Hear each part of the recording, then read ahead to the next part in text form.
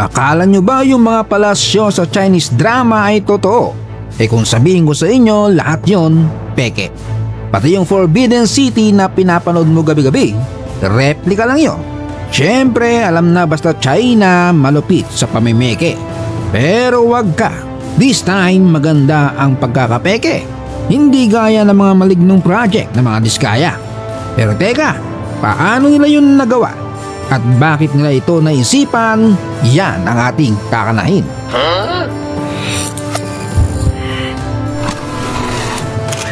Tito John's TV.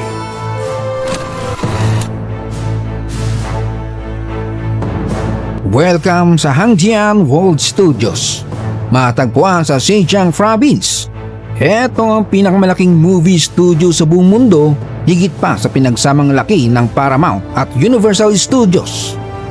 Dito ginagawa ang 1/4 ng lahat ng pelikula sa China at halos 70% ng mga historical o period dramas, literal na ginawang theme park ang history.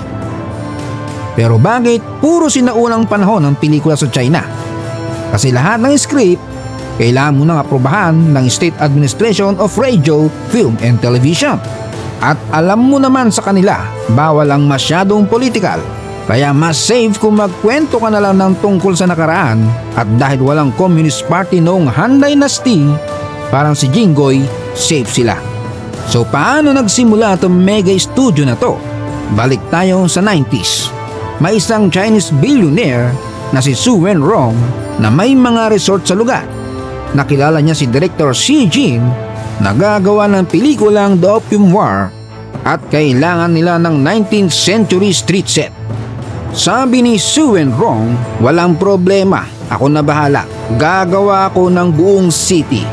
At hindi nga ghost project lang, tunay at buhay na buhay. Ang sumunod na nangyari, naging hit ang pelikula.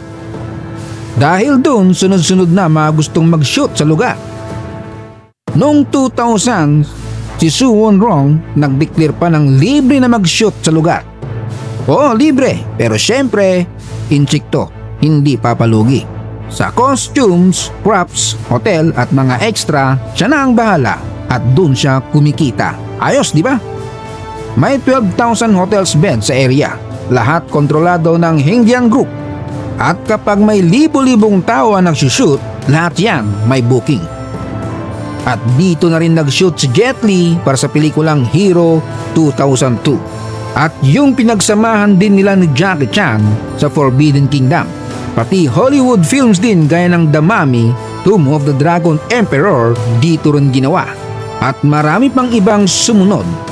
Pag nag-tour ka sa Hengdian, makikita mo mga palasyo ng Han at Qing Dynasty, Tang at Song Dynasty Streets, replika ng Forbidden City, gardens ng Summer Palace, mga lumang lungsod tulad ng Shanghai at Guangzhou, at mga fake na war-torn villages.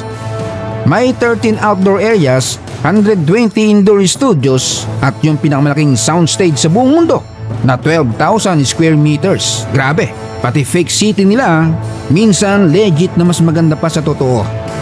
At kung gusto mo mag-tour, pwede ka. Pero mahal din ang ticket. Parang Disneyland na mga emperador.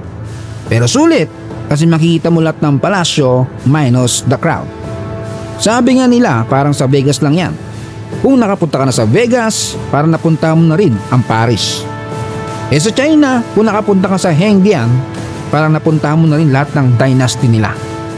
At yan ang kwento ng Hengdian World Studios, ang pekeng Forbidden City, na hindi mo akalaing mas legit pa sa totoo.